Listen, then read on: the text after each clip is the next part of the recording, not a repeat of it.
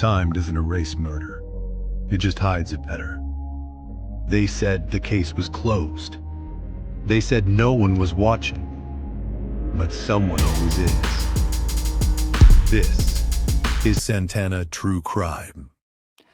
Welcome to Santana True Crime. Tonight, we're revisiting one of the most strangest cases in American true crime, the Yuba County Five. 5 young men went out for what should have been a normal night, but somehow ended up deep in the Plumas National Forest, miles off any reasonable route home. Months later, 4 of the men were found deceased, and one has never been recovered. The abandoned Mercury Montego, the survival shelter, and the baffling path they took continue to rise questions nearly 50 years later. Tonight, joining me is author Tony Wright. He is the author of the Yuba County Five, Things Aren't Right. And also, I've got with me Dr. Brian Santana. Gentlemen, welcome to the show. Thank you. Thank you for having us. Tony, sorry, I lost you there for a second. I'm here. Hold on, having a little technical difficulties. Shit, come on. Where in the hell? I'm sorry. Can you guys see me? Yeah, we can see you. We can hear you. Yep. Okay, here we go. Yep. I don't know what happened. Sorry about that. All right, so Tony, tell us a little bit about your book and why you chose this case. The Yuba County Five. My book is Things Aren't Right, The Disappearance of the Yuba County Five. It was published by Genius Book Publishing in 2024. I've been talking to podcasts and YouTube channels and library groups and book groups about this baffling case. So I discovered the Yuba County Five mystery back around 2018 while watching some cool true crime channels on YouTube. I wanted to learn more about the case. There wasn't a book. I talked to one of your former guests, David Hayes, about writing a book. He talked me into writing a book, and I began work late 2019, and the book was published by 2024. The pandemic slowed everything down with research and meeting people, but this is one of those cases where you hear it for the first time, you know there's more of a story. You want to dig deep and find out more about the men themselves, the case itself. Maybe it was time to discover some things that hadn't been brought out into the light in a long time. And that was the purpose of the book. And I'm very happy that people have been reading it and enjoying it.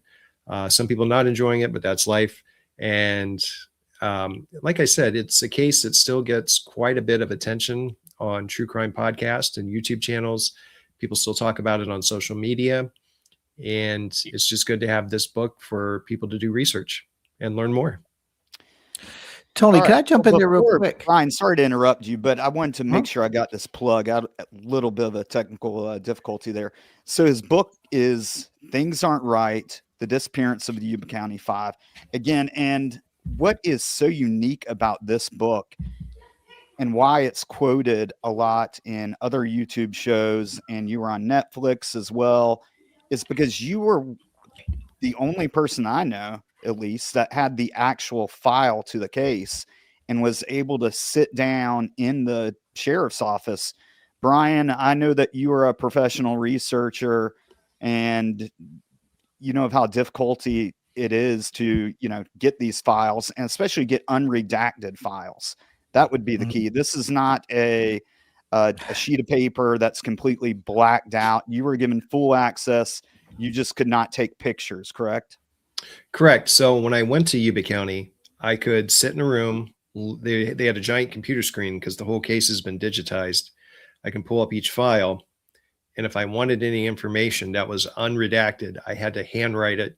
So I had many years of Catholic school and liberal arts college experience to, frantically write notes. And I had a notebook that was 35 pages front and back of notes. And I mean, it's tough. I mean, you think, oh, that's pretty easy. Just sit down and copy information off of screen. But it's extremely difficult because with your background in police work, a case file is nothing brief. It's very detailed, and some items are typed out, some items are handwritten. Some items you'll see kind of have like code on them for certain things, certain jargon, whatever. And so going through the case file was difficult. And they said, hey, if you want a copy of this, it will be redacted. So you gotta use your time wisely. So I had a couple days to sit in the office, write everything down, and make the best of it. And they said, hey, whatever time you need, we're here. We'll take you out to the Plumas. They did that as well. So the Yuba County Sheriff's Office allowed me in to look at the files. They took me out to the Plumas, had some people to talk to the case, Brian Bernardis, who's now the cold case detective on it, and Lindsay Devereaux, who was a member of the staff who helped digitize the case. They, were there, answered some questions, gave me what information they could. I mean, it's still technically a cold case because Gary Mathias has never been found, even though his family believes he has perished in the Plumas National Forest. Kudos to them. And I wish that more departments would do that, because after, and Brian talked about, these type of things all the time. I feel like that there should be a limit to how many years they can keep a case redacted. And when we were doing our book, that, it was always, well, this is an open case. This is an open case. When it happened in 1973, and we kept on telling them, well, your witnesses are dead and the main suspects are dead. So, what's the hurt in us taking a shot at this? But, and to even drive you out to the crime scene or the place where they were last seen, I mean, that's very hospitable of them too. Yeah. And it's over an hour drive, and we went up that way May 2022. Yeah, May 2022. Drove around the area, or I lose track of time. It could have been 2021. I don't remember anymore. But we went during the day. We went up to Rogers Cow Camp, that area where the car was abandoned. We drove around, and we were about to go down the logging road that would lead up to Daniel Zinc. But before we did that, they said, hey, do you want to get out, stretch, take some pictures? I did that.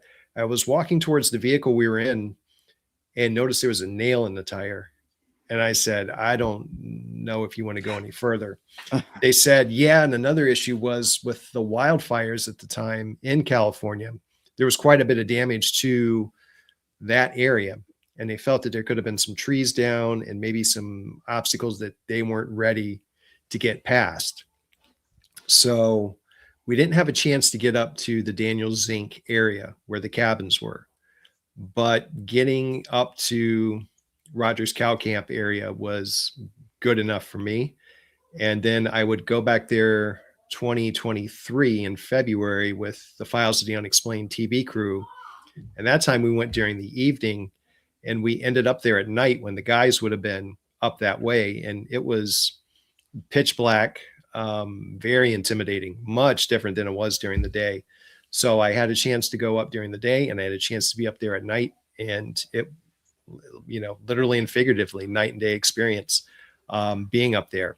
During the day, you get to see the land, the beauty, the remains of the fires, but during the night, it's very intimidating. And you're going up winding roads. We had like deer kind of going across the road, and there's really nobody else up there. I mean, there's some people, but you get the feeling that you're way, way, way, way out of bounds, to quote Drew Beeson, who I know is out watching. It's a no man's land. And it was very nice of them to take me up that way. Can we start out with, who are the Yuba County Five for those that are listening to this for the first time? And also, what was the plan for the night before when they did go missing? So the Yuba County Five, Ted Weir, age 32. There was Jack Madruga, age 30. Bill Sterling, age 29. Jackie Hewitt, age 23, 24. And then Gary Mathias was 25. So Ted Weir, Jack Madruga, Bill Sterling, and Jackie Hewitt were 4 men with developmental disabilities, possibly the autism spectrum from what the families know about autism today. They were friends with Gary Mathias, who had been diagnosed with schizophrenia. He was taking medication and seeing medical professionals to, help navigate the waters of living a life with schizophrenia. And so they were all part of this organization, this nonprofit called the Gateway Projects. And it gave people with either disabilities or mental illness the ability to acquire job skills. So they would give them specific duties, specific jobs for training. And they would also provide life coaching as well, maybe live a little bit more independently, manage a checkbook, take care of yourself, take care of your home, take care of your apartment, and just, live a fully productive life. So the men were part of this program, but they also had a Special Olympics basketball team. So the 5 were all members of the team, and they were called the Gateway Gators. Gateway was supposed to travel to Sacramento on February 25th, which was a Saturday, for a tournament down towards Rockland, California. If they went to the tournament, if they won, they would qualify for the state Special Olympics event at UCLA, which would have been mid to late July of that year, 1978. If they went to Los Angeles, they, would have room and board. They would have tickets to Disneyland. So this was a big deal to these guys because they love sports. They love basketball. They really, really, really wanted to be part of this tournament. They had new shoes. They had their uniforms out. They were getting ready. They were telling their parents to, hey, make sure I don't oversleep. But the day before, which was Friday the 24th, they decided to drive north to Chico, California, because their favorite team, UC Davis, had an away game at Chico State University. So these guys are big basketball fans. UC Davis is their favorite team. And they say, hey, if we go to the game at Chico Friday night, we can watch UC Davis win. And that can kind of get us motivated for our big tournament. And then the next day we'll go down to Rockland. We'll win that tournament and it'll be like an amazing weekend. These guys had made out-of-town trips before. They would go play like mini golf or go bowling. They'd go dancing, roller skating. And they had no history whatsoever of going on a road trip and being lost. So Jack Madruga, who's the driver of the 1969 Mercury Montego, gets the guys in the car on Friday, February 24th. They drive to Chico. There's a witness at the game. They watch UC Davis win an away game. It's not a well-attended game because Chico State was having a really rough year. So sometimes you get towards the end of the season, your team stinks. You're like, forget it. What are they going to do? But, UC Davis won. The guys left the arena. They went to a convenience store to get some snacks towards closing time. The clerk who was waiting on them was kind of annoyed. It's Friday night. It's late. They want to go home. They don't want to wait on people. The guys get in a car and they just vanish off the face of the earth. And what's known about the 5 is very kind guys, great athletes, loving, brothers. They were close with their parents. They had nieces and nephews that they loved and cared for very much. They had friends. Some of them had girlfriends. So, the game's important to them. Family's important to them. And to do something where they would take a trip and just deviate from what's scheduled is not like them. They were set in their ways. They knew what they wanted to do, get from point A to point B. They were responsible. Yes, they had been diagnosed with disabilities, but they weren't complete idiots as they've been portrayed to be. Gary, yes, he was diagnosed with schizophrenia, but he had been taking medication for probably over 2 years and hadn't had any kind of serious episode like he did when he wasn't medicated between 71 and 75. So his life had completely turned around. So all these guys did was drive to a basketball game and they, stop for snacks and then they just disappear off the face of the earth. And so that's where the mystery goes. Yeah, and I think something to point out, and you actually pointed out in the Netflix series, I believe, is that if you've got someone with schizophrenia who's off their meds, people are going to notice that. And they Yep. were at two public places. They were at a basketball game that was not well attended, so people actually recognize them. And they also went into a convenience store. And I'm not going to tell you from my background that, someone off their meds and someone on their meds is two different people. Right. And that's something that I pointed out, that there was no problem with Gary on the trip to the basketball game. Nobody noticed him at the basketball game acting strangely. The lady at the convenience store didn't even recognize Gary.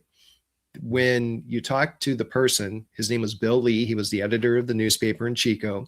When he saw the guys at the game, the only person that really stood out to him was Ted, because he just kind of saw Ted just kind of like maybe lounging in a chair and kind of hanging out with the guys. And he just seemed like a big, I don't want to say like Norm from Cheers, but, he's just kind of like that, big burly guy that's just, hanging out, enjoying the basketball game. And the convenience store clerk, Mary Davis, when she looked at the guys, the only person that stood out to her was Jackie, because he was hanging out by the counter, just watching the other guys just kind of grab stuff and get to the register quickly so they can just, pay for everything and just go. So if, like you said, if Gary's not having a good night and he's off his medication, where are the witnesses from the basketball game who said, I was sitting next to that guy and I moved because he was a problem? None of that happened. Nobody called the sheriff's department. Nobody called the police department. Nobody called the news and said that guy was acting crazy, quote unquote, at the game. Mm-hmm. So that that definitely proves that Gary was fine that night. Yeah, and I agree with, sorry, Brian, to cut you off. I just want to bring up this comment from one of our viewers that Gary was arguably the biggest victim in this whole affair because his name has since been dragged through the mud again and again. And I have to agree with that. Yeah. And I know Shane, so he's definitely, he knows the case, and yeah, and I completely agree with him 100%. What are you going to say, Brian? To put this in perspective, since Gary had some episodes previous to this when he was not on medication, so we do have that point of reference to compare to behavior like you're describing. What kinds of behaviors did his family notice or expect when he was off his meds? Obviously, he didn't show any of those over the course of that night, and so if he had been off his meds, what types of things for him in particular had people noticed before? What did that behavior look like? The behaviors that I know that are tied to schizophrenia, his family said that he would talk to himself and have conversations with people who aren't there. But other than that, they never really gave me much information, because with schizophrenia, you're going to have hallucinations. Some people may see things specifically. I know I watched someone's channel. She said when she was struggling and not taking her medication, she would always see this clown-like figure, like in her, like off to the side. And other people that I watch videos of who say they've been diagnosed with schizophrenia say if they're not doing well mentally, they're going to have like delusions, and it's going to be a common delusion where someone thinks they're like president of the United States, or they think they're married to someone who's on TV.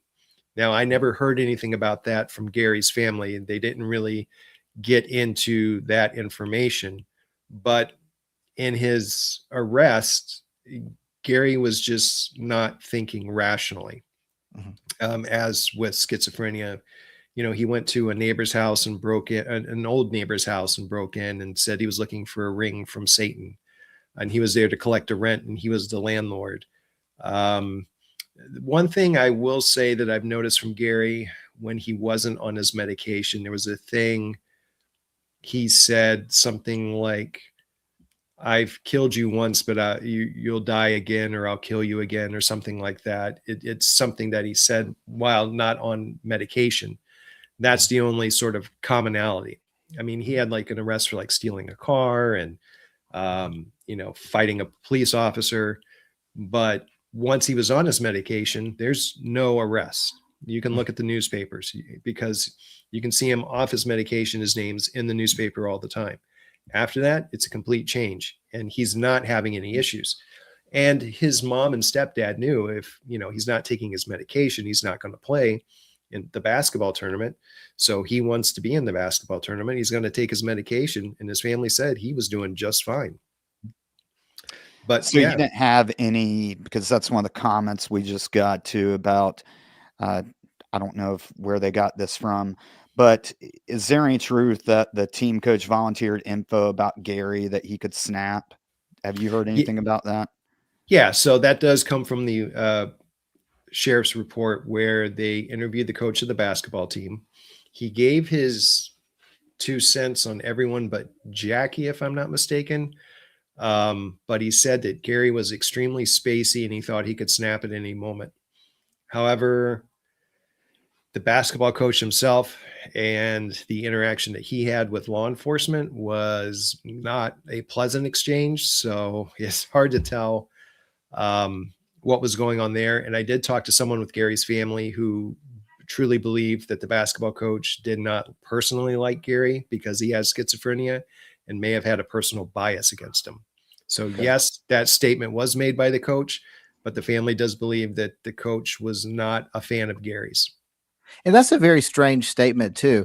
The idea of describing that someone has the potential to do something at any minute is it doesn't really speak to anything, right? Concrete, Right. because if someone's not actually exhibiting behaviors or doing something, you could say that any person has the potential to lash out at any given moment. And it's not really based on anything that's, provable, aside from maybe your own projections of how you kind of view that person. If you view someone as potentially threatening to you, then maybe they're always on the brink of doing something, or see them as, Yeah.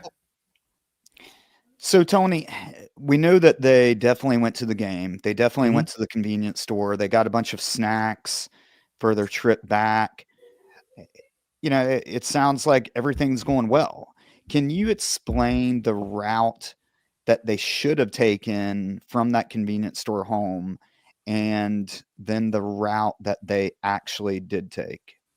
Okay. So our knowledge. Sure. So in California, where you are in Chico, you would hop on like State Highway 99. It leads out of town. I guess you would go southeast and you go on this jog, which I think it's like this connector highway. I can't remember. It's like 167, 147. What happens at a point south of Chico is the highway splits. So you can take 99 south right into Yuba City, or you can take State Highway 70 south right into the Marysville area. This is what we're not certain of. What highway did they take? Did Madruga decide to stay on 99 or did he go on 70? The reason that 99 makes the most sense is it goes through Yuba City, and Bill Sterling was the only person to live in Yuba City. The rest of the guys lived in the Marysville, Olivehurst, Linda area, which would have been off of 70. It would have been a drive to get back. Jack Madruga could have taken 70 home and he could have dropped the guys off first, drove across town, and then drove back. Would he have wanted to add all that extra time going back and forth across town? Probably not. But there are opportunities. There is a spot near Oroville where off 70, you can turn left. Off 99, you can turn left near a place called Thermalito. And they all lead you to the Oroville Quincy Highway. That's where they deviated from their route home. So there are two ways to go. Like I said, 99 would go directly south to Yuba City. 70 would go directly south to Marysville. And we do not know the highway they were on, but my guess is 70, just because it might have been easier to see Oroville or to know you can turn there to get to Oroville. But 99, you would have to know, okay, if we're here at Thermalito, we just turn left. But I don't know anything about the signs in that area at the time, if it did give you directions saying, hey, you can go to Oroville. So those are the only ways they would have gone. And it wouldn't make any sense to take any different type of route home, because even 70 and 99 go south towards Sacramento, where they had been many times. And they would have used those roads to get back and forth, if they were going south to Sacramento or north up to Chico. So, taking the route that they actually took to get into the mountains, I mean, there's no logical reason to even go anywhere near that direction because it looks like on a map you're doing like a U basically, right?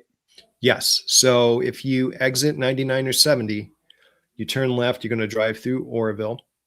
When you drive through Oroville, you're going to be connected to the highway, but you drive through town, you take a series of winding roads, you get to the Bidwell Bar Bridge at Lake Oroville, and there's a dam near the area as well. And then you start winding into the Plumas National Forest. So you're correct. It's basically like taking a U route, and it's very different. And there's the Bidwell I'm Bar gonna Bridge. play a clip just so Sure. people can get a sense of. So I would think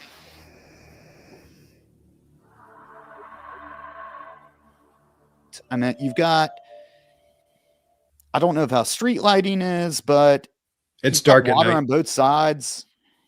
Is there anything like this on their way home? No, there's nothing like that on the way home. There's not a single bridge like that over a body of water on the way home.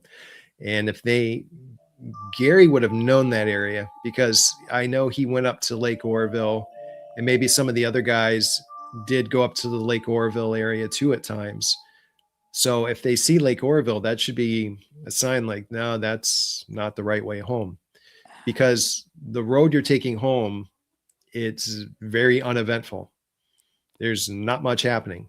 And you look at the sides there, you see, the foothills of the Sierra Nevada. I mean, that's just a small part of it. And that's what the road's going to look like. That's nothing like what you see on 99 or 70. This is a completely different visual, route. And you should know, like, oh, that's not 99. That's not heading back to. And that was kind of my thought, is that at a minimum, I've watched more of this video. It's compliments of a paranormal reality, a YouTube channel. And the guy is driving the actual route that they took from the gas station to where the vehicle was eventually found. And you're absolutely right. It seems very distinctive when you're watching it that, I can understand if you're driving, in a bunch of cornfields at night and everything looks like a cornfield. But I think most people, whether they had, any type of disability or not, would be able to determine or distinguish between driving in the mountains and over a bridge like that and a highway. Yeah, I mean, the Bidwell Bar Bridge it has to be a telltale sign that you're going the wrong way.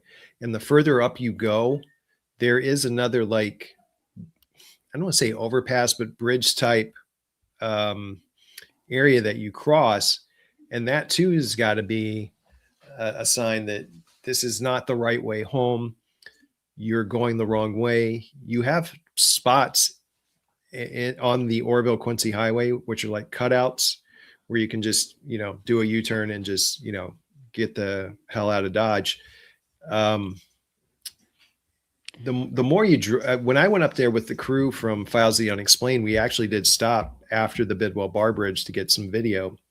And someone from the crew walked up to me and said, there's no way these guys decided to just make this trip. And we had just did the drive from Oroville to the bridge. We had not gone up to Mountain House where we had to stop because the road was closed, but where Mountain House used to be. But it was far enough for people to say, yeah, this doesn't make any sense. Why are they here? And it's not a simple, like, oops, I took a wrong turn. I mean, Right. You got to be on the ball here, following this route through town to get to Bidwell Bar Bridge, up into the Plumas, and up to Rogers Cow Camp. So this is, and this is definitely not error, as I saw in the comments. So it's something else is going on, and you just kind of have to piece together some theories on what can work as far as that night and what went wrong. And I've had some personal theories myself that something started in Oroville where there was a sense of danger. they run into someone that they know or someone that they either knew or didn't know. You know what? Let's jump into that. Let's go ahead with it. Yeah, I think they could have run into someone that they knew or someone that they didn't know. It could have, and I think it's more than one person where there's some bad blood, there's some tension, or there's just some drunk locals, and the tension escalates the situation. Let's just get out of here. And maybe there was an attempt to evade these guys. Maybe they followed them. Maybe there was a sense that, they would have to find another way to get out. And the whole evening just turns completely chaotic, and it leads them up into the Plumas where they followed. Did someone threaten them? Did someone get in a car? I mean, these are all theories that have been brought up. And I try to go through every single one of them to say that's a possibility that someone could have gotten a car and, held a gun at Jack Madruga and said, drive this way. They could have been chased. They could have been worried that someone was coming after them and they were trying to find a different way to connect back to the highway. I mean, it's a ton of theories that you can work with. And it just seems to me that Oroville's the starting point of that night going wrong. So let's talk about what we do know. We know that the vehicle eventually made it up to that logging road, and whether they were forced out or they got out on their own, they left the vehicle. Yeah. And that's strange because once you get up to that area, you're at the snow line. And I'm a Midwesterner. So there was about anywhere reported 4 to 8 inches of snow on the road. And it's not a plowed road. So they do get stuck in the snow. And not being familiar with being stuck in the snow, they probably weren't too sure about what to do. But if you're in a car and you still have gas in the tank, you can turn off the car for a little bit and then wait for the car to, get cold to the point where, okay, it's uncomfortable. Turn the car on for a little bit, let it warm up, and just wait it out. And maybe try to get a plan of where do we go? Where do we walk? And what's strange about that night, in the distance ahead of them is another guy who's stuck on the road. And that's Joseph Shones. This is my favorite part. Yeah. And so at some point, there's probably an interaction between Shones and the Five. And that could have led the Five to get out of the car to either seek help for themselves and Shones, or there's a possibility that Shones could have yelled and screamed at them and threatened them. And that just made an even more tense situation, beyond tense, beyond, end of the line kind of thing. And that just really adds to the mystery. Like, why would the guys leave the car? And there is talk and reports of Jack Madruga's window being rolled down partially and the doors being unlocked. He would never leave a window rolled down according to his family, and he would never leave any doors unlocked according to his family. So it's a 2-door car, and to leave them unlocked doesn't make any sense. And just to get out and to wander off into the snow, into the cold. I mean, the temperature that night was 29 degrees. So, I mean, like I said, I live in the Midwest, and sometimes you go out, take out the trash, or you got to take the dog out or something, and you're outside like, oh, it's not so bad. And after a minute, you're like, oh, this sucks. Especially when you're out in the snow. And if you're walking in the snow, in tennis shoes, like these guys were doing, and they're wearing blue jeans, and like some guys had nylon jackets. Bill had a leather jacket, but that's not going to do much. And Gary had like a corduroy jacket. I mean, you're just really not prepared for the weather. And none of the guys had hats or gloves or anything like that, which would have helped. It's unbelievable that you would just leave a car with enough gas in the tank to keep you warm through the night, and you could await daylight. But something had to have happened to force them out of that car and make them go up into the Plumas. And to make that walk, they have to go northeast up a logging road 12 miles in very rough conditions. And that's unbelievable. Can we talk about what our lone witness said happened? Yeah, I mean, we've got a few. Here's the thing. Joseph Shones, he lives in the area in a place called Berry Creek, which is about, I think, 15 miles south of where the car's abandoned. But he shouldn't be up that way. Earlier in the day, he had gone to a bar or this tavern called Mountain House, had some beers, drove north instead of south. And the lady who was serving him beers is like, "What's he going up that way for? If he gets stuck, he's screwed because no one's going to help him." But when Shones went up that way, he says he got stuck in the snow in his VW Bug and tried pushing the car out of the snow. It triggered a heart attack. He went back in the car, turned the car on to let it idle, keep him warm. Now this happens at 6 p.m., maybe 6:30 p.m. So the guys wouldn't show up until 11 p.m., maybe midnight. So he's already been up there 5-6 hours. He says a few things. One, they came up to his car and they walked away. Because he was like in his car dying. You remember Red Fox on Sanford and Son, like, Elizabeth, doing all that. He claimed like, help me, I'm dying, I'm sick. And the guys just looked at him and walked away. He also claims that he could see them get out of their car and run into the woods. He also claimed that they got out of their car and interacted with a man and a woman with a baby in a pickup truck. And they either got in the pickup truck or ran into the woods. And so Shones either had an interaction with him or didn't have an interaction with him. Because once he was picked up as a witness, he talked to different newspapers. And you can find it if you do a newspaper search, which I did. Everything about his situation, from what he was doing in the car and his walk back to Mountain House, after the guys disappear, it varies. And we don't know what he saw and if he interacted with those guys. But I mean, I talked to some people, including author Drew Beeson. We don't know if Shones was telling 95% of the truth or 5% of the truth, because he was known to spin a tale and, not be very truthful in his stories. I'm leaning kind of towards the 5%, especially yeah, the report where he said he had one beer at a bar. I was like, what guy has gone to a bar by himself and had one beer?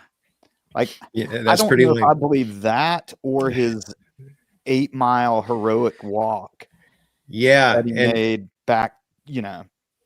And he said that he was. And that's going something else. Uphill in the snow both ways and all that. Yeah. Yeah. I was talking to Drew Beeson, who wrote the book Out of Bounds, What Happened to the Yuba County Five. We've talked about this extensively. If he had a heart attack, and Drew has talked about this, and some other car people have brought it up too, how warm was that car, that Beetle? If he had like a regular heater in the car, the factory model, it's an air-cooled engine and wouldn't have provided him much heat. Some people say, well, he could have had like an after factory model or something, or actually it would have been all right. Other people said, no, it really wasn't great in there. If the car is idling and the heater's on, it would just give you lukewarm air at best.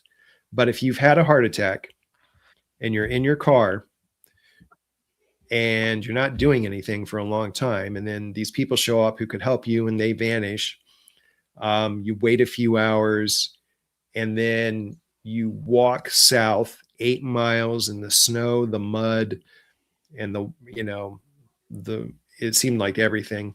Yeah, he had a heart attack and walked 8 miles. He said he took him like 6 to 8 hours to make the walk, because he kept saying he'd walk and he'd fall down, and he'd get back up, and he'd walk some more and he'd fall down and get back up. And when he got to Mountain House, people saw him and were like, man, that guy's kind of had a rough night. And the only thing he said was, I need an aspirin and some water. And he was just kind of like sitting like this, like, rocking back and forth. And the only thing he would really say is, I should have done this 2 years ago. And there's more than one person who heard that out of his mouth in Mountain House. And he basically just sat there and asked for a ride home. Someone drove him home. His wife came to the house and said, what's going on? He told her, he's like, oh, the car's abandoned somewhere up near Rogers Cow Camp. You got to go get it. So she has to spend 2 days to get the car because she didn't know he used up all the gas and drained the battery. So she has to come back and get someone else to help. And this occurs over 2 days. Then she takes him to a hospital for a heart attack. Like, what's going on here? And so I talked to his neighbor who said he always complained of heart condition, and he thinks it was just angina or something like that. Mm-hmm. But we don't know what really happened that night. And Shones's, statement of I should have done this 2 years ago is one of those things where it's open to any kind of interpretation. And of course, with all the stories to the press, I mean, Shones's neighbor said it best. The worst thing that happened to the five was they ran into Shones that night, because he could have told them, go the wrong way. He could have pointed directions and taken them northeast instead of south. And him not being a reliable person himself, that doesn't help their case at all. It sounds like it's the worst thing that could have happened to law enforcement as well, to have that as your sole witness. Right. Yeah. And they interviewed him twice, and his story changed, and his wife would add stuff to the story. He would later meet with the families. There's a guy who has a YouTube channel, The Missing Enigma. I gave him a copy of the tape that Mopac Audio gave me of the meeting with Shones and the families. The problem is the quality of the tape's extremely poor. And so with the audio quality it being so poor, you kind of have to painstakingly listen bit by bit and try to figure out what you can hear.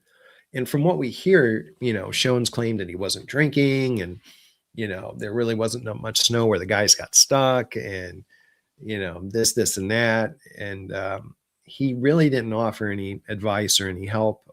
He just seemed to be wanting to hear himself talk, from what we can gather from the audio.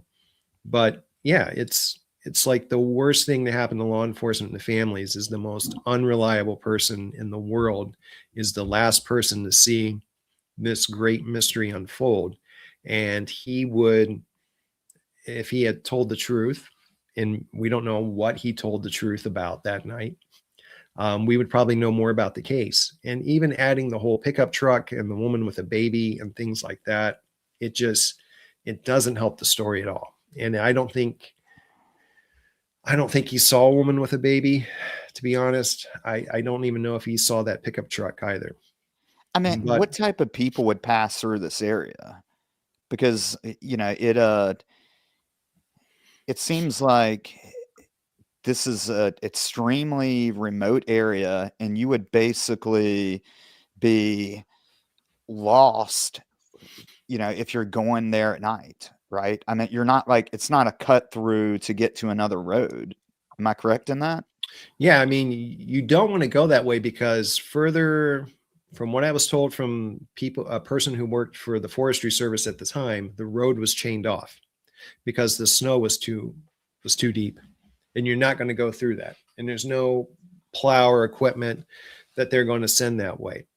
So when talking to Shones's neighbor, his name's Tom McGarry, he said that you don't go that way to get anywhere where the guys abandoned the car, because the road's going to be chained off, and it's going to be like, hey, you can't go any further. The snow's too deep further up the road. Turn around. And so Shones would have known not to go that way. The guys wouldn't have known that. And so that road could have been traveled by someone who lived up in the area, but it's hard to tell who would have seen him that time of day, because the next morning there's people who are up there. There's a guy who works for the Forestry Service. There's some people just kind of like having a snow day, if you will, because a guy that we found online said, yeah, you could take like a tube and you could just go down like that road on the tube with the snow and, you know, you'd have a blast. So people were up that way, but it's rare to see them. Like you'd be lucky to see people going up that way because it's middle of nowhere. It's absolutely the middle of nowhere. And there's no highway going through there that's open at that time of year. It's basically deserted. There's too much snow and there's no point being up in the middle of nowhere, smack dab towards the end of February, where you know you're going to be in trouble if something happens to your car. It's the time of no cell phones. There's no payphone up there. You're out there alone and you're in big trouble if something happens. Do you have any theories on why he did go up there? No. And he tried to say something in the press about checking a family cabin and, you know, getting back to Drew Beeson. He said there's no property up that way, a cabin owned by Shones. He was checking the snow line, but I found out that Shones and his family were not the outdoor type, so there's no reason to check the snow line. And if he wanted to know the snow line, he could have just asked someone at Mountain House about the snow line. And when he was talking to the lady at Mountain House, he generally talked about dogs and dogs biting people.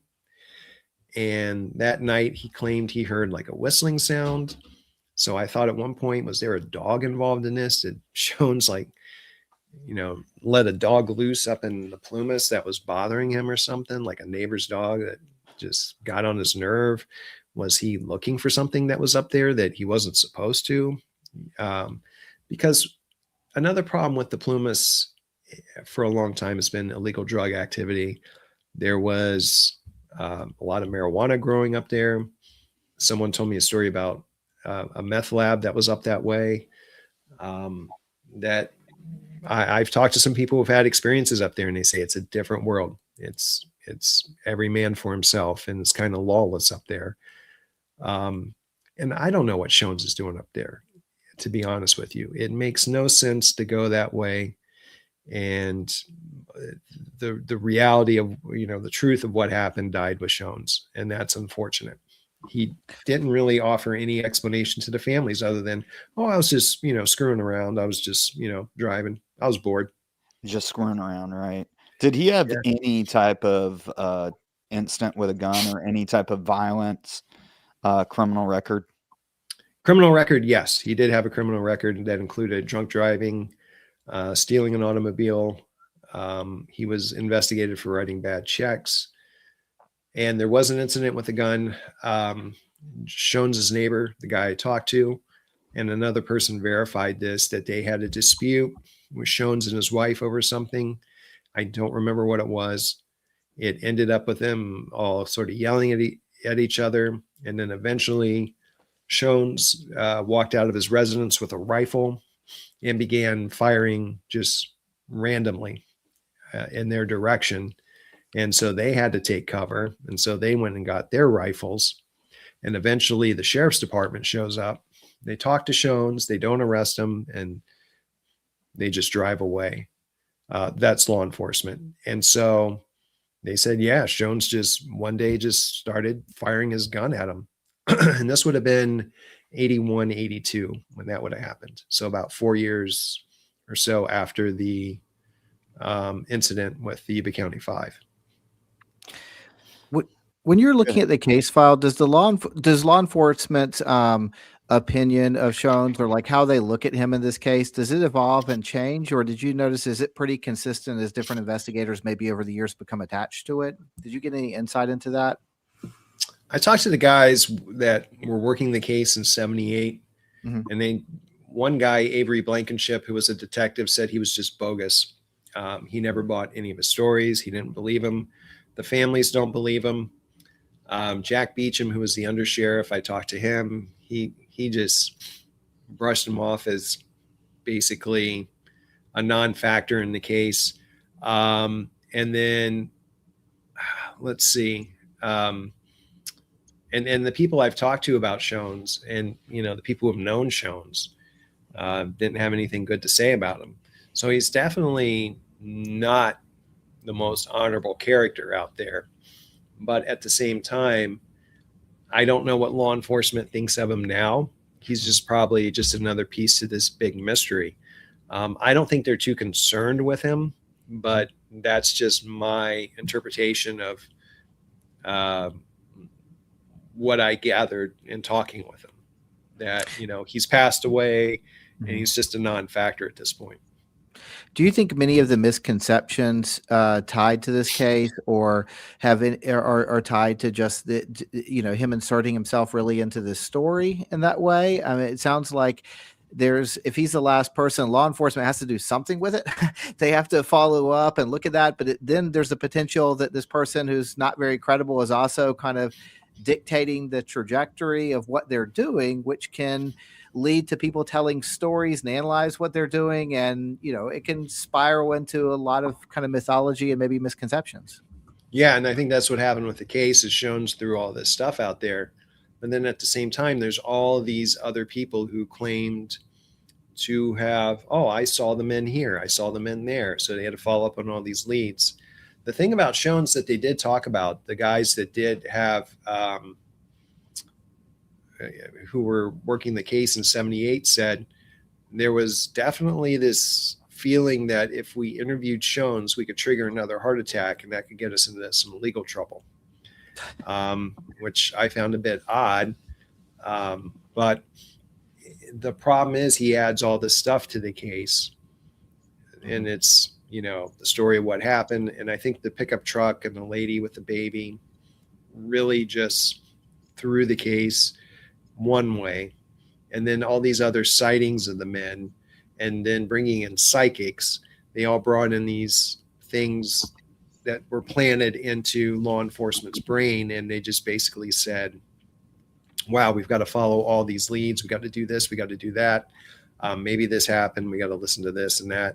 And I think it was more than Shones. It's all these other people just kind of feeding them information, and they kind of had to follow the leads and follow up on some of these situations. And it just kind of stretched them, Yuba County, away from, their work. Yuba County was doing the investigating and Butte County was doing the search and rescue. But I can tell from the records that, Yuba County was kind of going off in all these different directions from all these stories they were getting from people. And it just wasn't Shones. And that's what's super frustrating. Mm-hmm. Yeah, it just, I get what you're saying about that. And I guess I'm stuck on that. We know that what he's telling us is not true with Shones. Yeah. And why are you I completely understand why you're lying about how much you had to drink at a bar. Yeah. Everyone says, I had 2 beers when they had 20. Yeah. I think we talked about in the last show, the math is you multiply it times 9 if you're drinking by yourself. Yeah. And so maybe he was drunk and he drove up there. But why are you continuing to tell these other stories about seeing a baby there, and now you've had a heart attack, and it's like one story after another. And I feel like that he's lied so much that he's got to be covering something else up, whether that is, he saw someone or maybe he was a part of something. I don't know. Yeah. And there's some people who believe he's part of the disappearance. There's some people who believe he was an unreliable narrator who just threw the case in a zillion different directions. But just the thing about Shones, I'll keep saying, is that we just don't know exactly what was going on in his head that night and what he was doing. And yeah, people have talked about the person that in the pickup truck could have been the town bully. There's the story of the town bully who lived in the Marysville area, who hated Gary Mathias and wanted him gone. The thing is that there's a story where the town bully encountered the men somewhere, chased them up into the Plumas, and this is why you've never seen Gary. And he did something to Gary that night, but Gary's shoes are found in the trailer.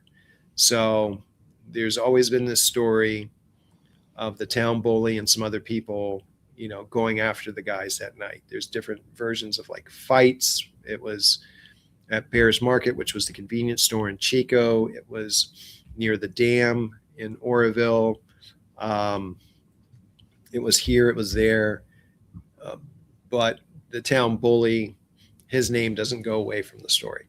And he's been one of those people who's been responsible for the disappearance of the men, according to rumors around town. And the thing about this is the town bully's name doesn't go away, but at the same time, it's kind of hard to get this solidified as an actual theory. Because, I talked to that person that they're mentioning, the town bully, and I've said this to people before. The person doesn't sound 100% guilty, but they also don't sound 100% innocent. And there's really not much I could get from our conversation where I was like, he's definitely innocent or he's definitely guilty. I just couldn't, pick up anything on that. But the thing we do know is, look, Gary's shoes were in the trailer.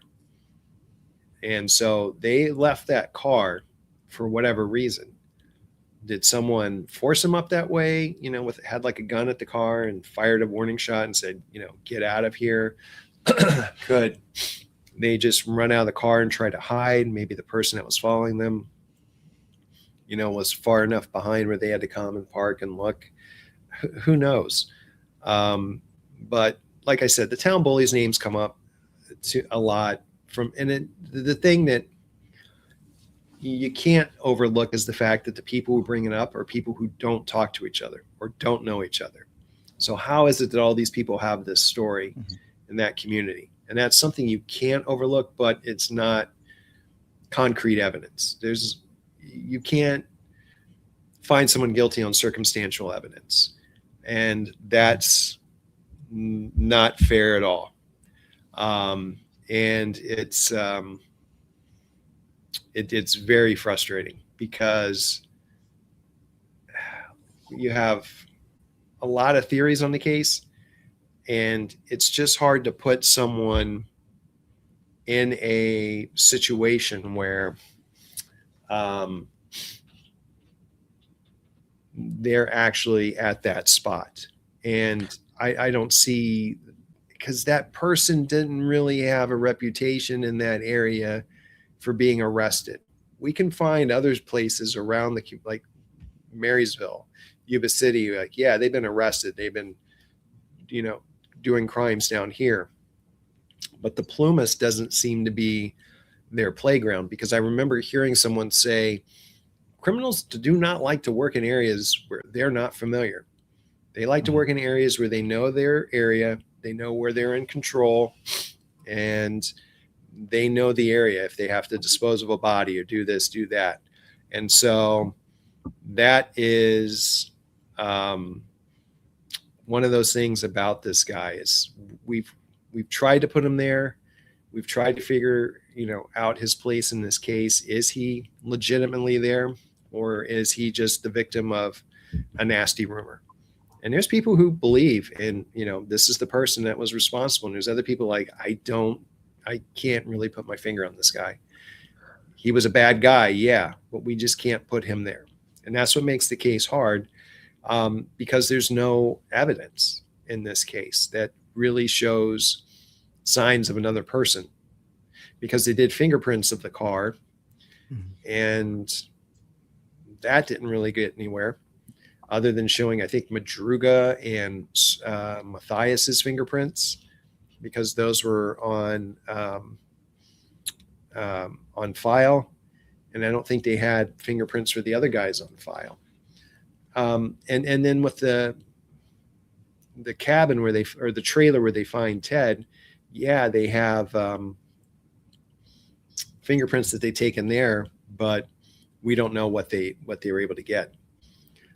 Because someone said when they found Ted in the trailer that law enforcement walked through that whole, and people were just walking through the whole crime scene and kind of contaminating the scene.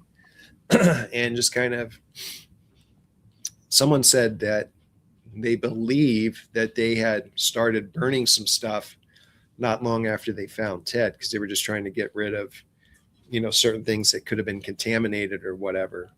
Can we Like go bedding. through that? Sorry to cut you off, but No. I just want to make sure that for people that don't know the case as well, Oh yeah. we know that they left the car.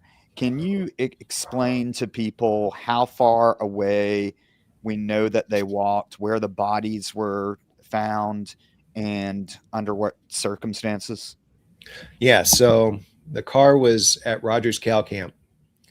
That's where it was abandoned. That was February 24th. Around June 4th, June 6th of 78. The body of Ted Weir is found in a trailer roughly 12 to 15 miles northeast of that car, near an area called the Daniels Inc. Campground. Ted's found in the trailer. He's been resting on a bed. He's been tucked in.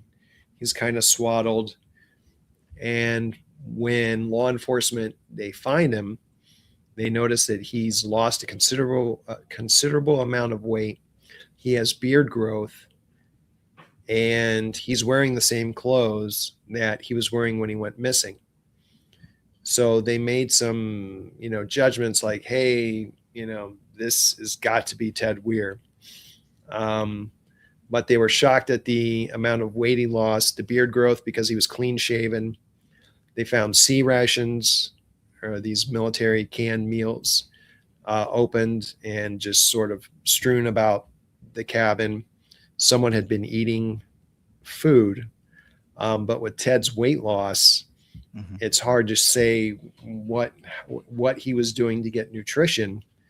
But at the same time, due to the beard growth, they think he could have survived 4 to 8 weeks in that trailer, which shocked a lot of people. And also another question was how they get to the trailer. And the belief is that they would have walked from the car along a logging road that had been cleared by a snowcat. And I did talk to someone who I have, promised to keep their name private, because they don't want people calling them. And they said, look, we had a snowcat go that way, because the trailers where they find Ted, there was a series of trailers, and they were used by the Forestry Service and other like logging groups or whatever, as temporary shelter in case they had to do work up there. The trailers were new, the snow was bad, so if they had to get the snow off the roof, it was important to get the snow off the roof, because if the snow sort of like stayed on the roof and then melted and became ice, it would do damage to the roof and cause a crack, because it's a flat roof. So they said, hey, we'll send the snowcat up that way. It'll clear a path, not completely, but it'll flatten like the snow, like to a more of a compact, hard sort of ground that you could walk on or drive over. And we'll get up to the trailer, we'll clear off the roofs, we'll get back. And that snowcat allegedly went up that way the day before the men went missing. So if the men are up there, they're trying to find their way around, they could have made like, oh, look, let's follow that road. Because someone said, sometimes people get lost and they start walking. They think just around the bend, that's all where we got to go. And we'll find help and we'll be safe. And Ted was found at the trailer 12 to 15 miles away. Jack Madruga's remains and Bill Sterling's remains were found about 5 to 7 miles south of the trailer. Sort of like one was on one side of the road and one's remains were on the other side of the road.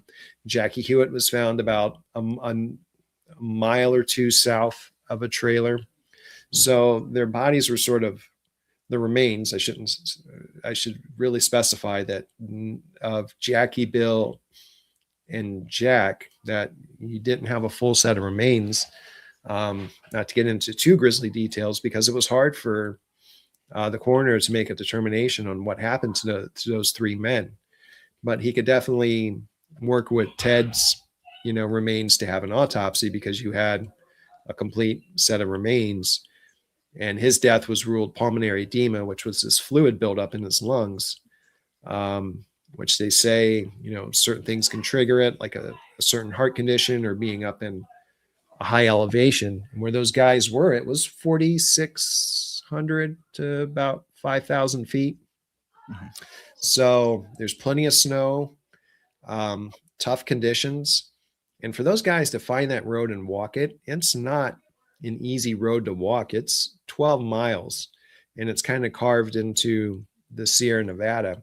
And if they were to cross the land, which would have been treacherous because the land is just super rugged and very unforgiving, that would have been 6 miles, but that would have been next to impossible walking because there wouldn't have been like a snowcat to clear the road and they would have been going through massive snowdrifts. But even though they were walking through the snow, they still were going to get frostbite. And when they found Ted Weir's remains, his fingers and toes were severely frostbitten. They could see that his shoes had been taken off. And I think from his feet up to his knees, it was like almost blackened. There were signs of like blood poisoning, a lot of signs of like just someone who wasn't cared for with severe frostbite. So he had a series of just bad things going on. The pain of frostbite, pulmonary edema, probably not being able to eat or drink anything. His situation was beyond dire. And with Gary Mathias's shoes being found in the trailer, it's believed that maybe Ted's shoes were better and Gary just put them on because Gary's shoes were kind of Converse high tops. And maybe Gary thought, if I put Ted's shoes on, I can go get help. And Gary would have vanished somewhere in the Plumas. And that's 1.1 million acres of land. And it's very, very difficult to search every square inch of that area.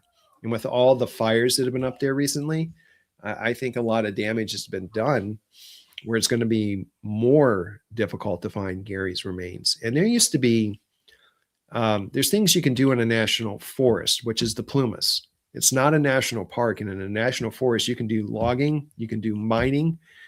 And if Gary was in an area where there was mining and he didn't see an old mine shaft, and if he fell down it and it's in a spot where no one really knows, I mean, it could be next to impossible to find him.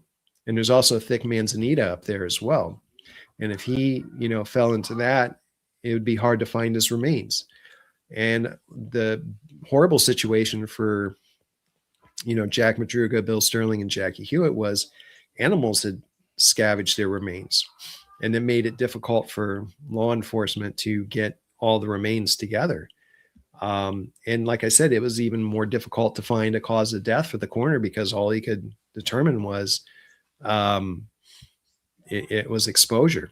But when Jack Madruga had his autopsy, they were able to examine his ribs and noticed that he had a injury to his ribs that happened before his death.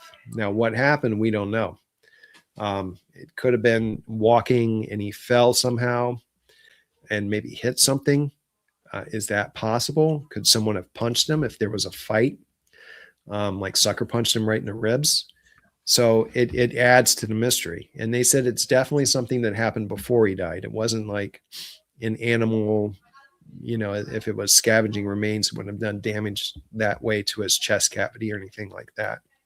Mm-hmm. So, these men are found June 1978 and law enforcement determines, well, Gary's the last guy to be found. Let's find him. So they spend about a week or two and they're like, yeah, we're done. We're not going to find this guy. Case closed.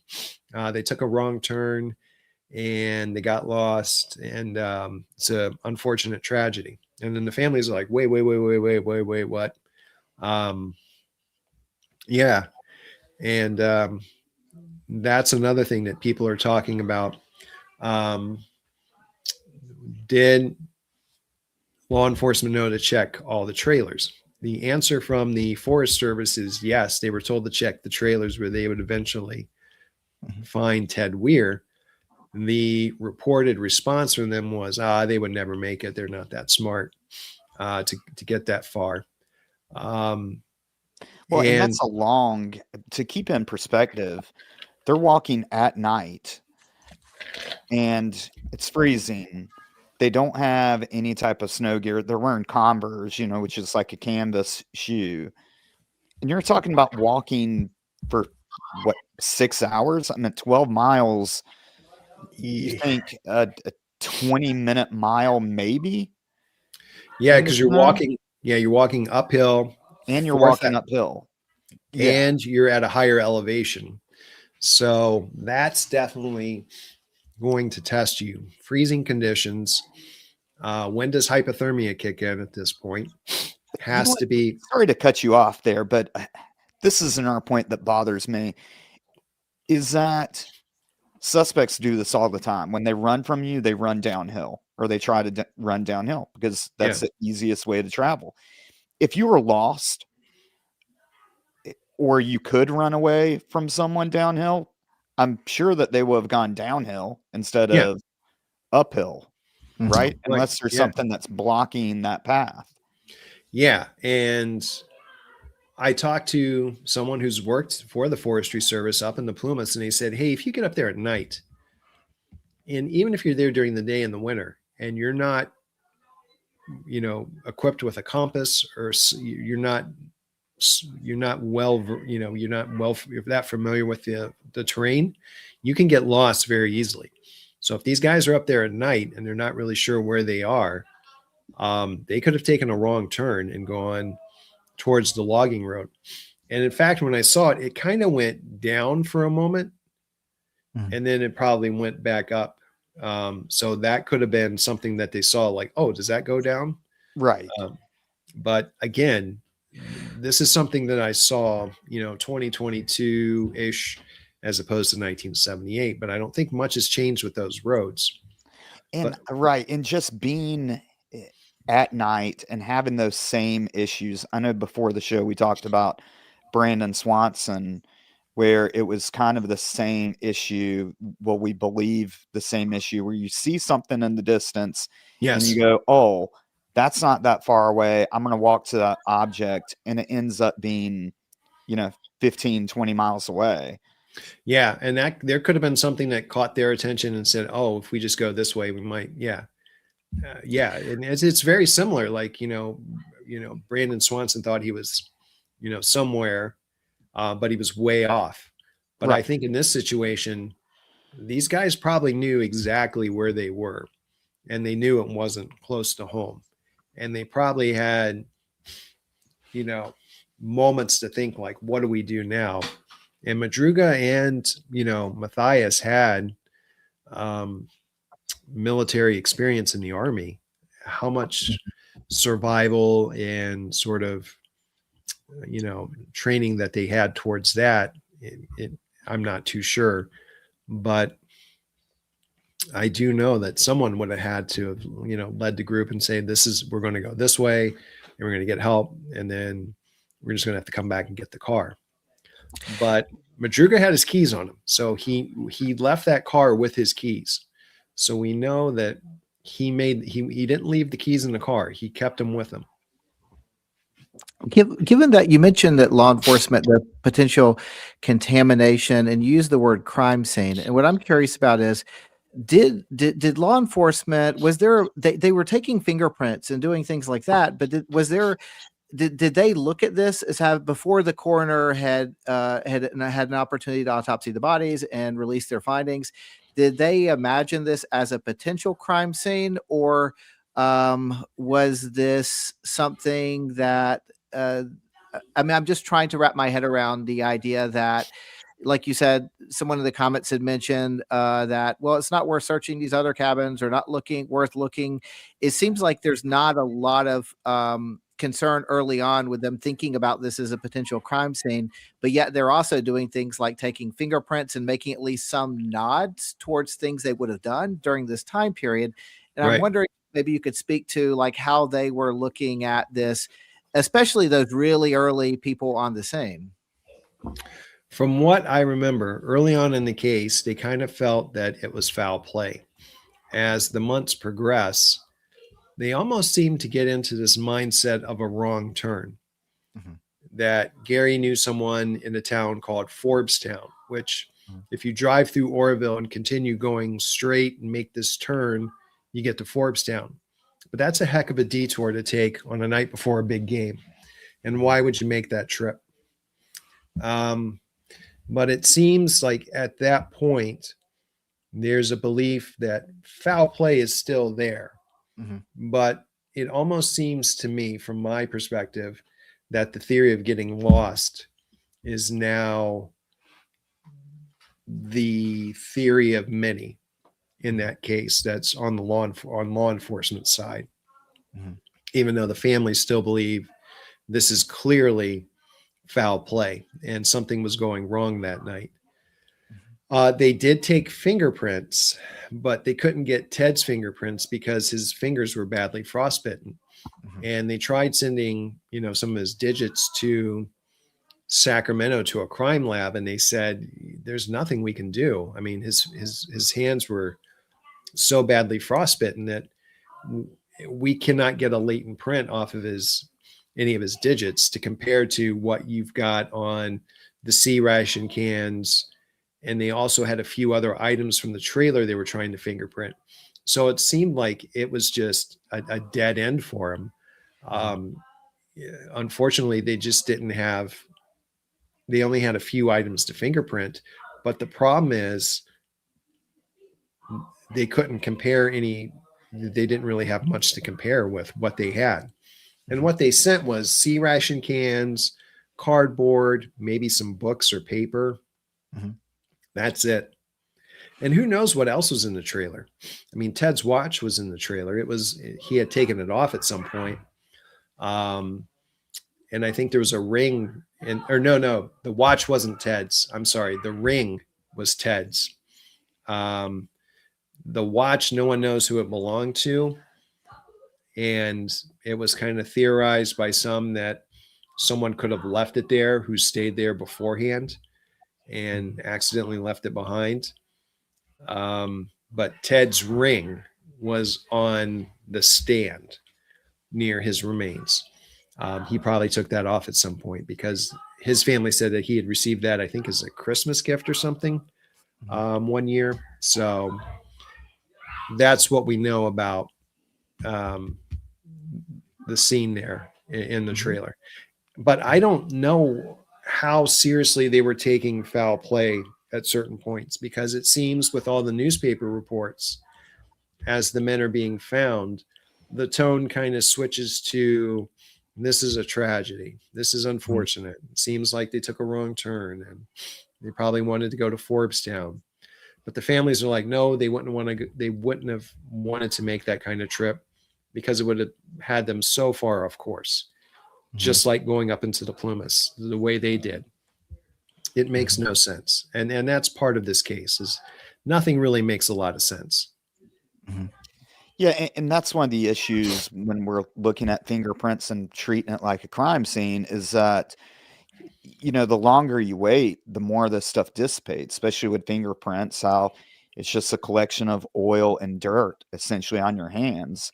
And so weather is a big factor when you're printing a car, as well as it's got to be a smooth surface. So fingerprints will not be on things that are textured, or at least they will not be able to get them through the traditional tape and powder that they do to extract it.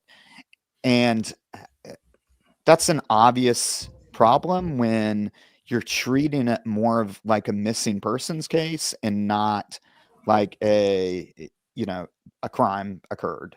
Right.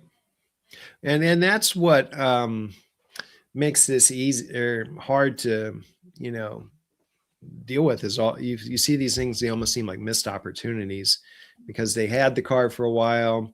They, they took fingerprints and they did this, they did that, but the car's long gone. And it's really unfortunate because there's a lot of missed opportunities in this case. I mean, we're just at the tip of the iceberg. I mean, talking about like the trailer, like what, some of the items that someone claimed they saw were being burned because they probably felt that they were contaminated or something. You're talking about, just to be clear, you're talking about items that were burned after the 4 of them were found? After Ted was found, as far as I know. Because Okay. I think you might be able to see it. It's floating around. Sacramento Center of History collected a lot of, like, I don't want to say B-roll footage, but a lot of news footage. And I swear they were like sweeping and moving stuff. And I think they were burning stuff too. And I think someone had brought that up to me, one of the family members.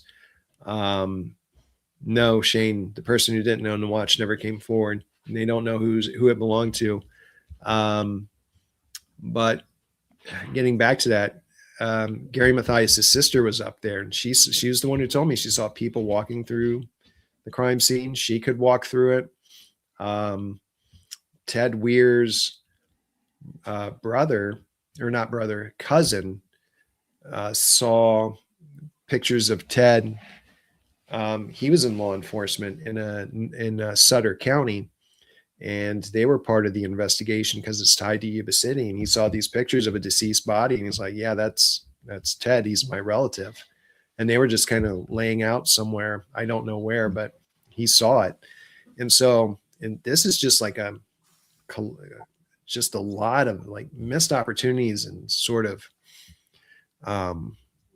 just frustrating occurrences that happened during this case where, you know, we could keep going back to the car. They thought they found blood for a moment, but it turned out to be Taco Bell sauce because Jack Matruga loved Taco Bell. Mm-hmm. They have all the stuff that they could have found in the cabin. And people said that Gary Mathias left behind notes and Jackie Hewitt wrote something on a board. And, you know, we don't have any record of that. And that's frustrating. And Jack Hewitt Sr., who's Jackie's dad, found shotgun shells or bullet casings and asked law enforcement to check it out. And they also may have found some other clues. And, you know, that may never have got passed along to look further into what was going on. And it's it's very difficult once you dig further into this case on some of the, you know, like missed opportunities, maybe things that weren't going over thoroughly. And it just adds to the frustration of the case. And I don't know if I was talking to you about it, Cameron, or someone else, but, you know, 2028 is the 50th anniversary of the case. And I think by then we would like to have something more than what we have right now. Because as of right now, we still have what we know from 1978. And there's nothing new. Yeah, and that's incredibly frustrating. And unfortunately, you know, I spend my time on cases where these things happen, and I'm not downplaying that, but just the lack of thought and effort that's put into criminal investigations and doing those hard things, like spending the time to process the car. You know, I would hope that they would at least have someone walk the route to that cabin, even though it's 8 miles. You know, I've done stuff like that before, and, you know, secure that cabin and make sure that's processed and things like that are kept. But, you know, it's very frustrating to sit here now and have all those questions that should have been able to. I understand that we cannot know what happened that night unless someone comes forward or, you know, our hero witness fesses up to something else they saw. But we should at least be able to have those clues of notes that they left behind, items that they left behind, to be able to put together a better picture of what probably occurred. I wanted to ask you something that I had someone comment on it on the previous episode and today. For water, were they melting ice and drinking that? Is that safe to say? Yes, because I asked someone who was familiar with the area and they said you would not have access to a well. They probably would have some kind of storage container for water. They might not have had access to it. So if it's the winter, excuse me, the only thing they could probably do is eat snow or melt snow. And that's a great question. There was also a possibility, and I looked into C rations from the time. There could have been like fruit cocktail juice. Mhm. Could they have used that for liquid? I mean, I don't know if it came with a drink, like some sort of, I don't know if it came with like a powder at Right. the time to mix with water. My only guess is if they were drinking anything, it would have to be melted snow or they're eating snow. I've got another comment from Shane. These are really good. Gary's sister said there are 11 frostbitten fingers found in the trailer, and although Ted lists at least half his toes, his fingers were intact. Did you find anything about frostbitten fingers being found? Just Ted's digits. I mean, they said his fingers and toes. I believe he lost some toes. I can't remember about fingers being lost, but I know they were all badly frostbitten. And are you finding this just in the reports, or how are you getting the information? So what Shane just posted, I have talked to Tammy, Gary's sister. She has shared information, just like Tom and Claudia Hewitt, who are here. They've all shared stories because, Tammy was there at the time. And for Tom and Claudia, Jack Hewitt Sr., Jackie's dad, was there every day helping with the investigation and the search. So we get a lot of family history, and it comes from the Weir family too, and it comes from the Madruga family as well, of what they know. But there's quite a bit within the case files too, especially, talking about Ted and his frostbitten fingers and his toes, sort of the blood poisoning too that they could see in his veins. Something was definitely a problem there with that, and it was probably tied into untreated frostbite, which could have led to an infection or something. So there is information within the case file. I'm just trying to remember off the top of my head if they said there was 11 fingers digits found in the trailer. I can't confirm that right now because I would have to go back and look.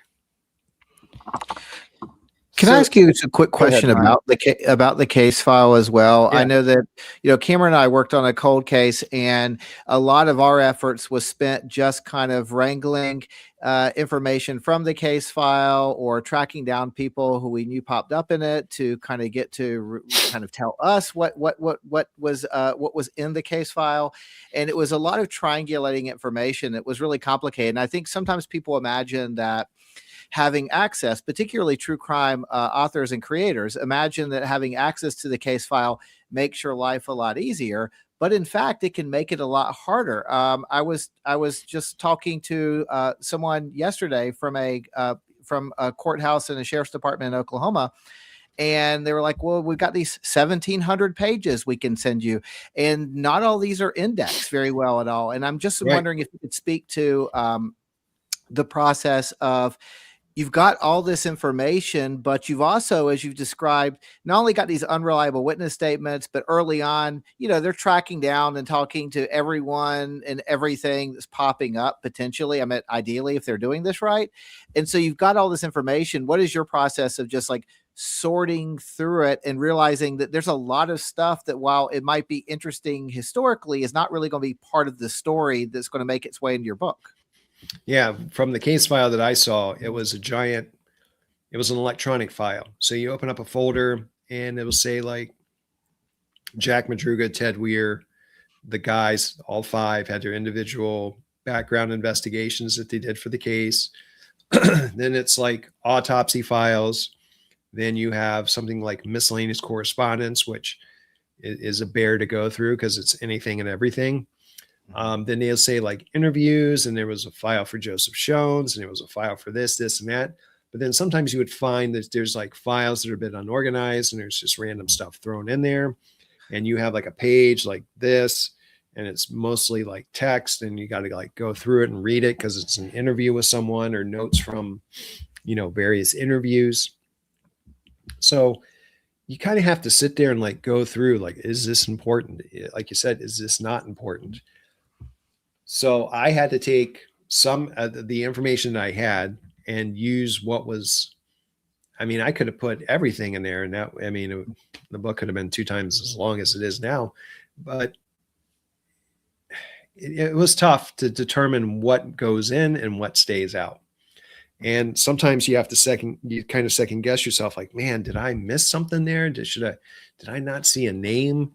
Because it's not like you said, it's not like the most super organized file, but at the same time, it's handwritten notes, or it's typed out notes, or it's handwritten letters, it's newspaper clippings, and it's, all of this in one file. And you just don't realize how much time you spend reading one page and trying to get the information you need to write down. Do I write it down verbatim? Do I take key facts from this? And that's another thing I had to determine.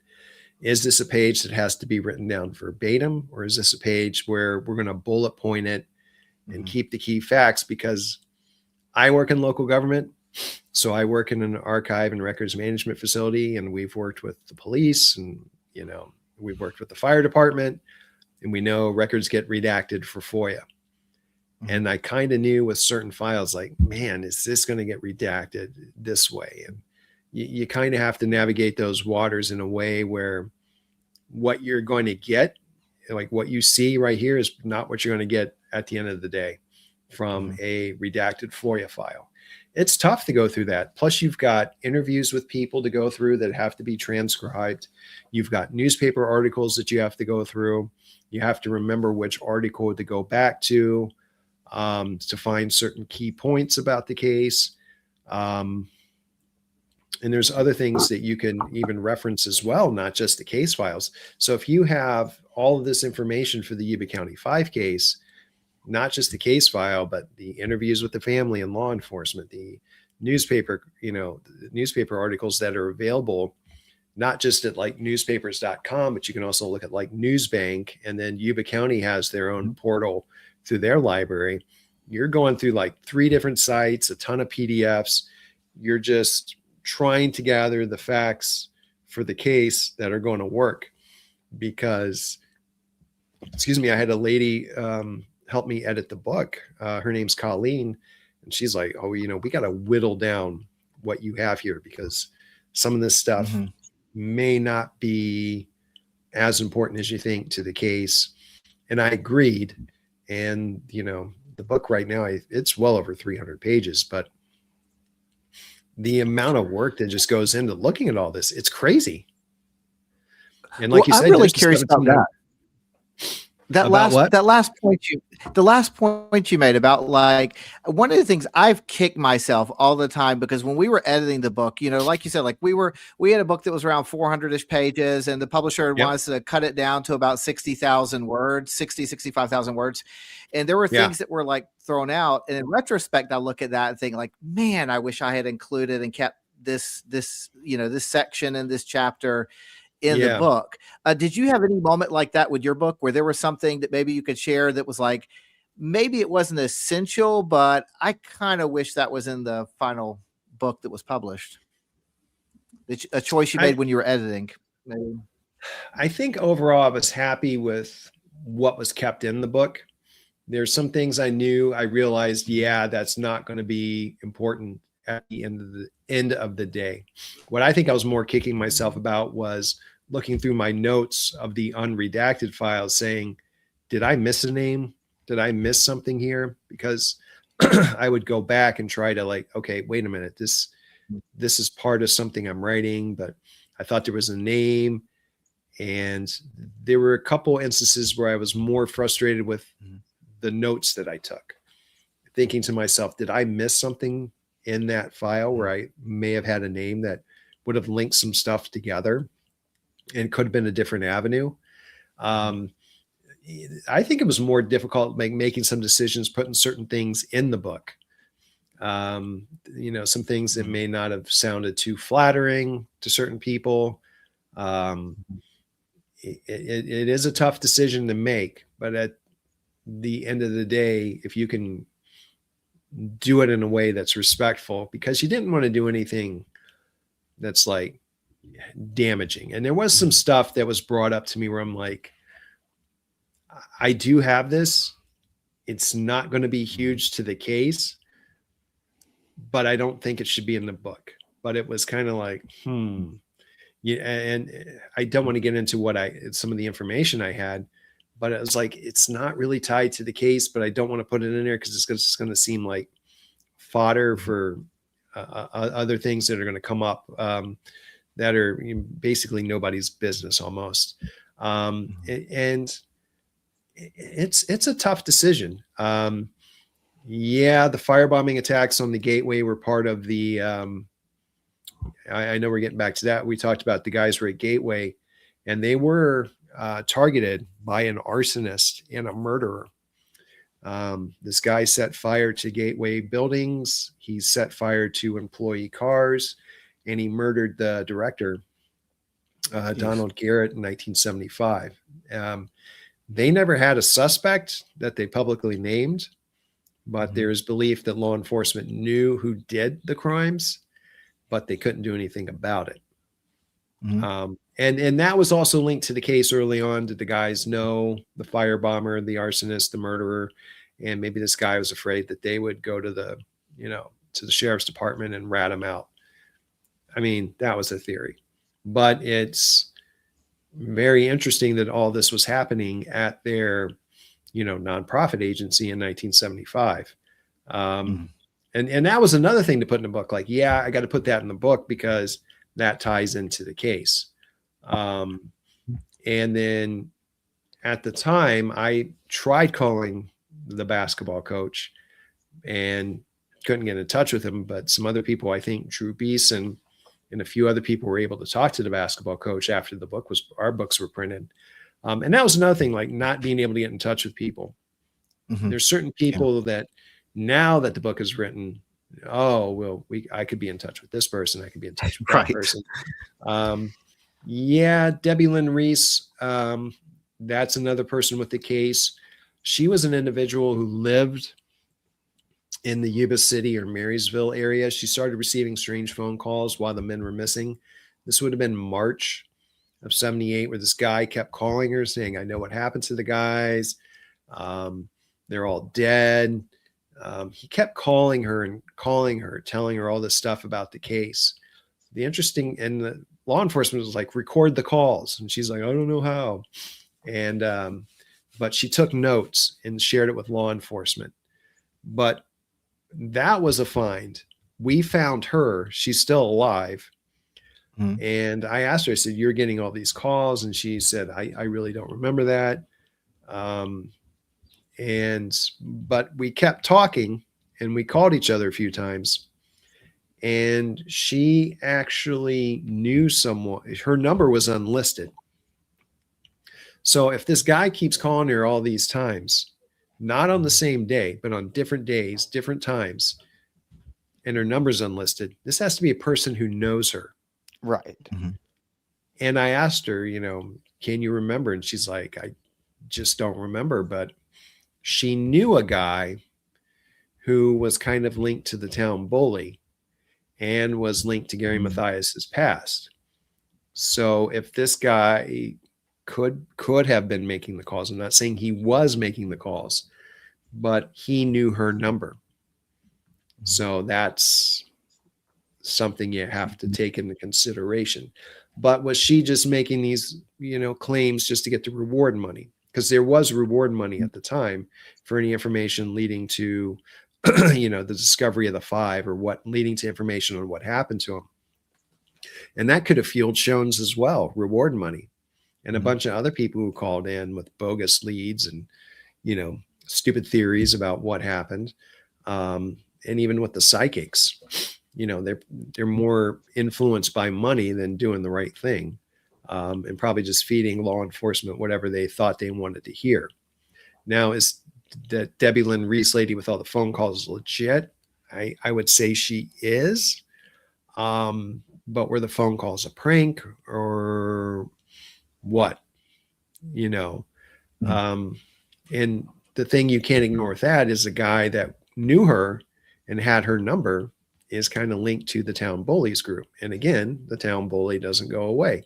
And it just makes this investigation and research even more difficult because you start going off one way following the town bully, and then you start finding more things out about Shones, or you find out more things about the gateway arsonist, and then you find out more things about what was going up in the Plumas with illegal drug activities and, you know, meth labs, and, you know, people who were just, you know, not afraid to shoot somebody for being up there, wrong place, wrong time. You know, there was problems with, you know, the KKK in the area at the time, and they were targeting people. There was, you know, an uptick in violence within Northern California in the late 70s due to illegal drugs coming in. And it really changed a lot of communities, including Marysville. So you start going off in all these different directions, trying to figure out what happened to those guys. It's super, super difficult to just focus on one area, because you have all these other, you know, roads to go down that you can't leave them. You can't leave a stone unturned. So you do your best to research everything. If you had to bet on what happened, and I know that this is based on mostly speculation, Right? because like you're saying, there's so many avenues this could have gone down. First, can you tell us, why do you believe the five were up on that mountain? I think someone either tricked them to go up that way. Mhm. They could have been a person who may have been trustworthy but had ulterior motives, or they could have been threatened in some way. I think somehow they were convinced by a person or a group of people to get up that way. I don't think this is a lost drive. I think they were pretty much somehow convinced or threatened to go that way.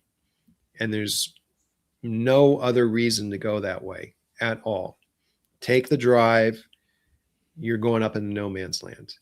And they had every opportunity to turn around. Right. And if you're not turning around, and I know they had maps in the car, but maps at the time, and I reviewed them, do not give you a clear indication of what roads are going through the Plumas National Forest.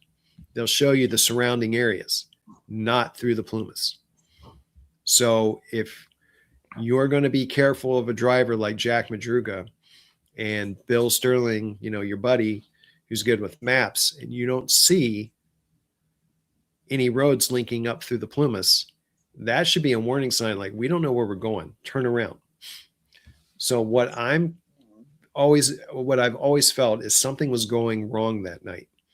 Like I said, there could have been a just clear and present danger, or a belief in the car that something bad was going to happen to them if they had continued the way back to 70 or 99. There was just something that they knew was going to go down, and they didn't want any part of it. And they were probably trying to find another way home, or were just forced up into the Plumas.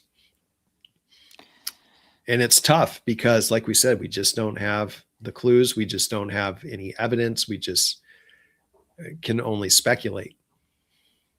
And that both of those things can be true too. There could be an original catalyst, is that stress that causes them to take a route that they normally wouldn't have, and it could have propelled a series of events that happen after that. Or there could have been coercion that get them there, and and like it's hard to know. There's so many different chains of events that stem from these areas, and it's hard to figure out exactly which one of these is even more plausible at a certain point, right? Yeah, I mean, aside from because like I said, I've talked to people since the book is released about the men getting lost, and they've had good conversations with me, and they've been respectful, because they don't want to seem like it's not about your mental capabilities or mental illness. It's more about young guys in a car together, maybe having a little too much fun. And I'm like, these guys, Jack seemed pretty straight laced, and he really wants to get from point A to point B, and he doesn't want to deviate from the path. But at the same time, when you look at something going wrong, it makes more sense that you're going further away from where you're comfortable. You're going into a dark area. You're going into a snowy area. You're going into a place that's unfamiliar. And for these guys, that's way out of their comfort zone. Right. And like we were showing before, and I only showed a brief clip, this is not something where A, you're going to turn around very quickly. Right. And B, you're going to immediately know that you are not in, the area that you're supposed to be in. Right. I mean, it should be the Bidwell Bar Bridge should have been just the first like warning sign that this is the wrong way. And that to me was, being on that bridge and being by Lake Oroville should have been warning sign number one, turn around. There's no reason for us to be on the Bidwell Bar Bridge. And they had, if you're driving for an hour and you're not close to home, it's time to turn around. And why would you drive up into the snow? The roads rutted, and Jack Madruga hated roads that were not paved. So these guys are doing everything they hate, everything that makes them uncomfortable. Why are they doing this? And then that questionnaire about Matthias being seen at a bar. It was reported by Jack Madruga's niece that a year or two after the men perished, that Matthias was reportedly seen in a bar, that she was the one who saw him. I've talked to her about the sighting, and my opinion is I believe that she believed the guy she saw in the bar. I believe that at that moment, she believed the guy in that bar was Gary Matthias. That in her mind, she was seeing a guy in the bar that's Gary Matthias to me. Now, was it Gary? I don't think so. I don't believe that was Gary, because if Gary had been gone and was off his medicine, what's he doing calmly drinking in a bar? Well, and just and other people would have logistically, seen him. And right. other people would have seen him. I think that when it comes to events like this and the impact it has on people, there is a form of, there's definitely some PTSD that does go on for people. And I think people sometimes may hold on to some kind of hope or some kind of belief that maybe he was still alive, and maybe that was Gary. Maybe I did see him. And she did tell me that she talked to the Yuba County Sheriff's Department about seeing Gary in the bar. But here's something interesting. That was never in the report. And the only person who claimed to have seen Gary after 1978 was a guy driving a truck through the Plymouth. And he said, yeah, I saw this guy. He looked like Gary Matthias. And they said, hey, we'll follow up with you. And they never did. Well, spending that much time outside without, he didn't take the car. I know that, you've got super athletes that can have a heart attack and walk 8 miles in the snow and, just need an aspirin. But, most people, I think, would die of frostbite or, They didn't make a fire. And I completely understand why family members and loved ones are going to have those reactions. And I think that's very common for missing person cases is, oh, yeah. I mean, that happens all the time. I mean, not with every case, but with a lot of cases. There's an infamous case of a kid who went missing, Johnny Gotch in Iowa. Yeah. Yep. He's the first Famous milk case. carton boy. Yep. And his mom claimed that he came to the house to visit her, 10, 20 years after the event. And everyone's like, wait, Johnny came back to visit you? And she's like, yeah, he came home to talk to me. Why did you let him leave? You know what I mean? Like, she was only granted 10 minutes with him. Right. So I think sometimes in these cases, and Mopac Audio brought this up in their podcast, how much grief plays in these cases, that sometimes you may, think this is what it was. And in fact, it wasn't. And that's what we see with Gary, that someone sees a person like, oh, that's him. It's like all the sightings that people were claiming. People claim to just see people who were disabled. And they thought, oh, there's the guys. That's them. Mm-hmm. They don't look right. They don't, something's probably wrong with that person. that's the suspect, or that's one of the missing men. Go investigate that. And they have to go investigate that. And they find out this person was seeing guys who lived in a group home for people with disabilities in their neighborhood. And that guy has nothing to do with the case. So it's a lot of that that goes on with these cases. Right. And I'm sure with law enforcement, if they're chasing down these leads that are going nowhere, it gets frustrating. And, you know, I'm sure that that's something that they just got to the point where they're not doing those reports, saying that, or they're adding a comment to the call, and that's it. I had another question from a listener from the last show. I want to make sure I hit on all these, who wanted to know of what Shones meant by, I should have done this 2 years ago. That's something we've talked about. And I mentioned I always have talks with people like Drew Beeson about this. Should he have seen a doctor 2 years ago? Whatever he was doing that night, should he have done it 2 years ago? And what he did that night, did it involve the men? And it was something he should have done 2 years ago. It's a very unusual thing to say. Right. And we don't know if it's related to his health or what happened that night, as far as the men disappearing.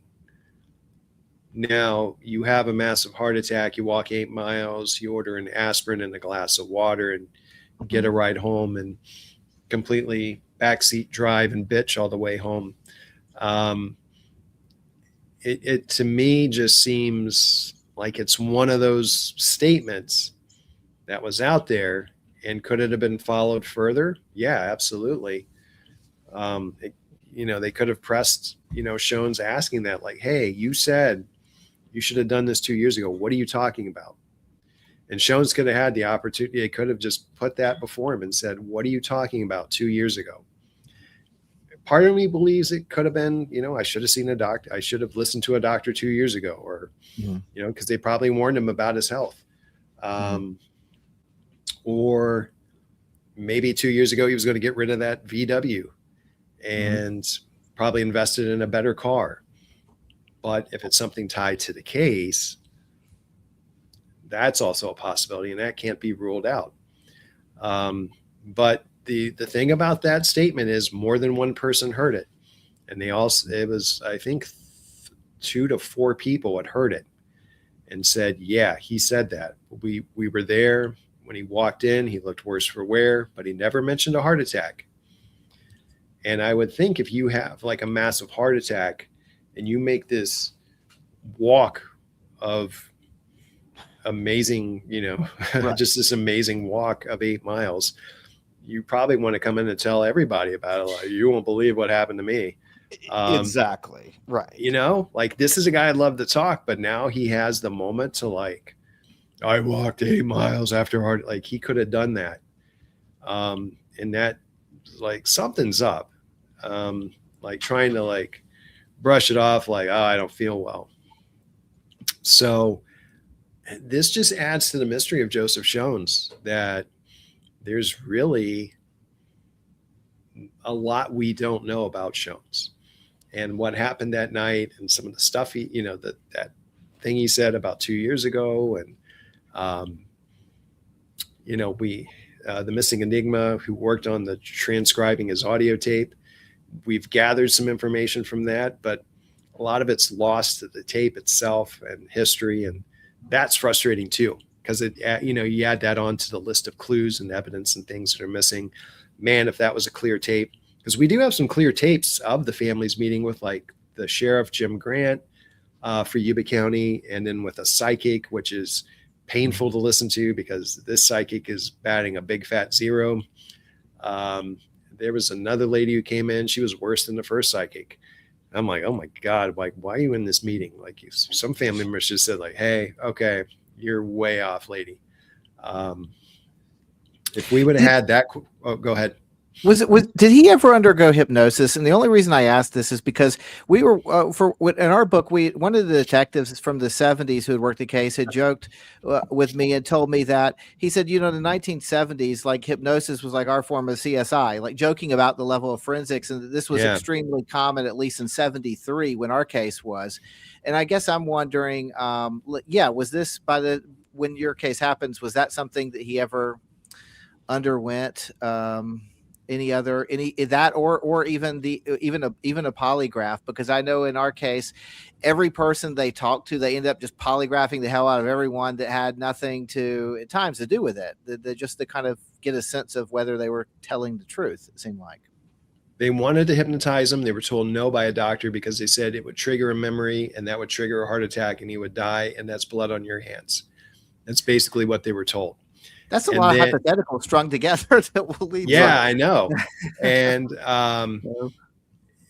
so I think that's also the reason they didn't do a polygraph. Well, you put him under a polygraph, you put him under a lot of stress, he's going to have another heart attack and die, and that's on your hands. That's another swing and a miss right there that, they should have just said, okay, to hell with it. We're going to do it. So it's that tension between him being hardy enough to walk 8 miles, but not enough to answer a question sitting down.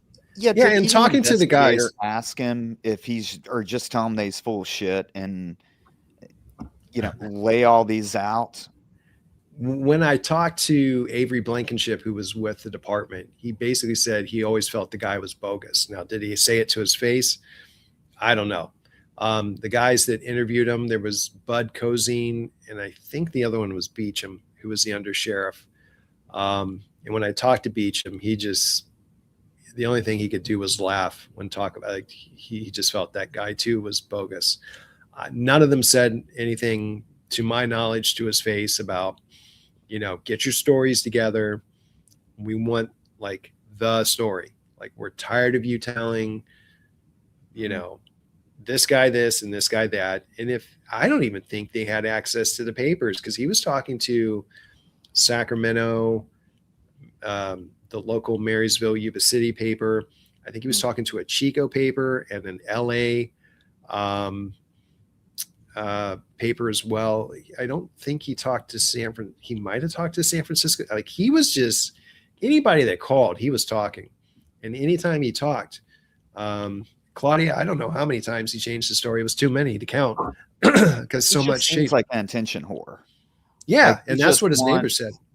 So my question is, do you think he's an attention whore and a liar, or do you think he's an attention whore, liar, and responsible for a crime?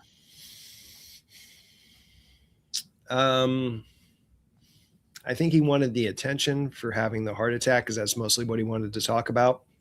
Right. Having the heart attack and almost dying. I think, we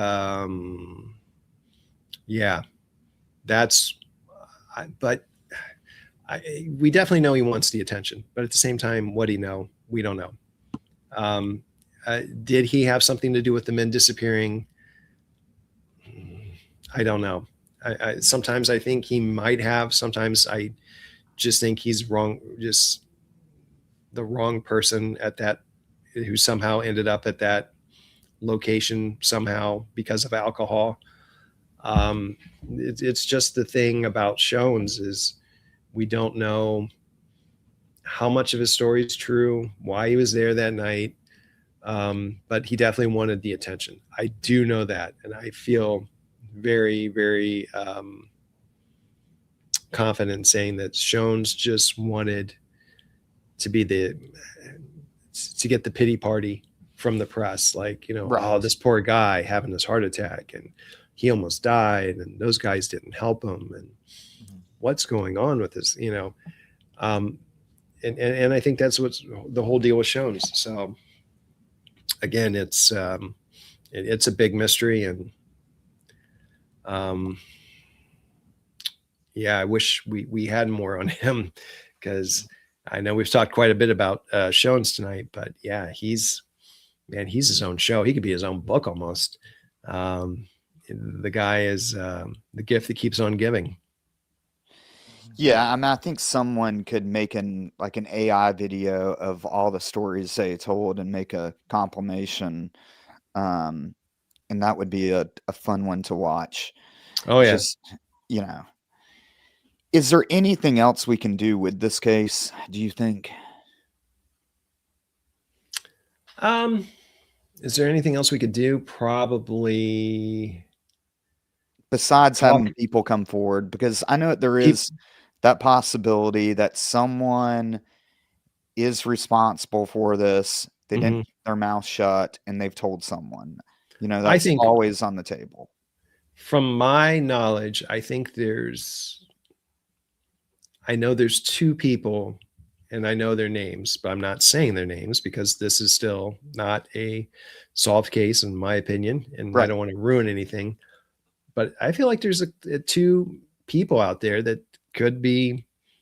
It's time to come forward and just, finally have a sit down with Yuba County and just, you know, say, hey, my name's out there with the case, but this is what I know. Just stop playing games. Because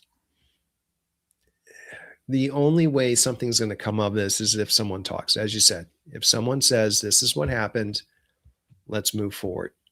This is, I don't want this to be a thing where people take everything to the grave.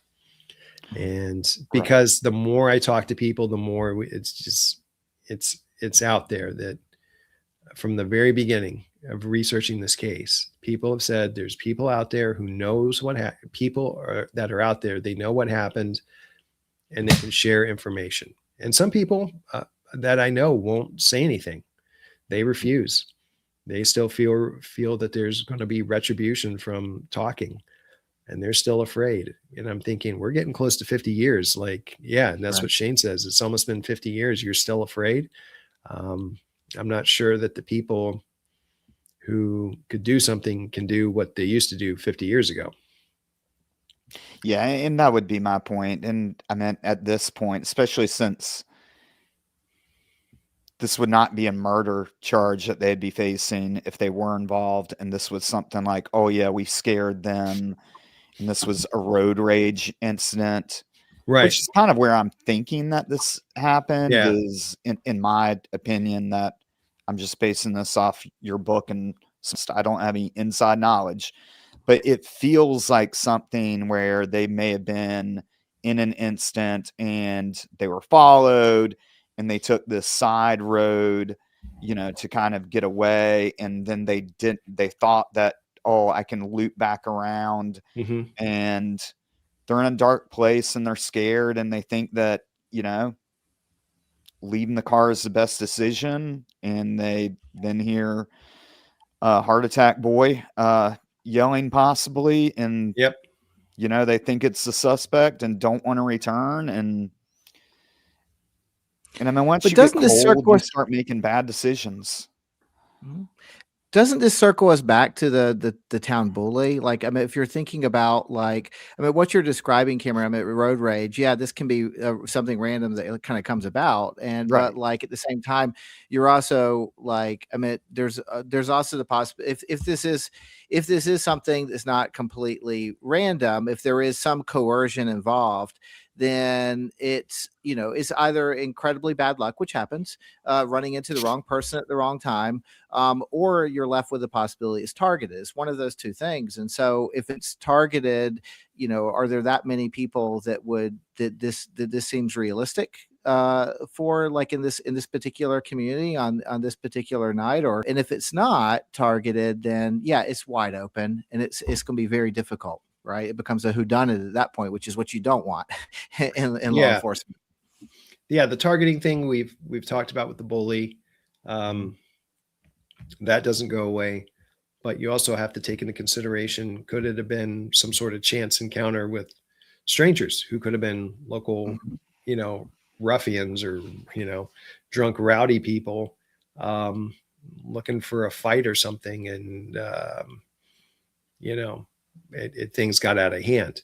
So, depending on whatever path you want to go down with the two, there's still got to be people alive who can still talk about it. And I think should say, hey, my name's been thrown out in this case, and let me tell you what I know. And I think the thing is to find, as it's said in the Netflix series, to find justice for the five and to get the explanation out there. This is what happened. This is why everything went down the way it did. That's my goal, to find, the story, what went down, why it went down that way, and how everything sort of just fell apart February 24th, 1978. And if someone's out there and they know something, it's time to talk, time to come forward. It's almost 50 years. There's no reason to be afraid of the people you think you should be afraid of. And the retribution you thought was going to happen 50 years ago is not going to happen today. I think we know you have a good chance of telling your story and things are going to be fine. Yeah, I mean, I think at this point, with so little evidence and people really not knowing for certain what happened, that even giving this person immunity would be worth it, just to be able to give the family closure, to be able to say exactly what happened, because that's maybe your last shot.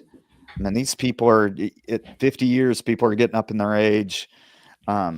They need to have some type of safety net to come forward. Yeah.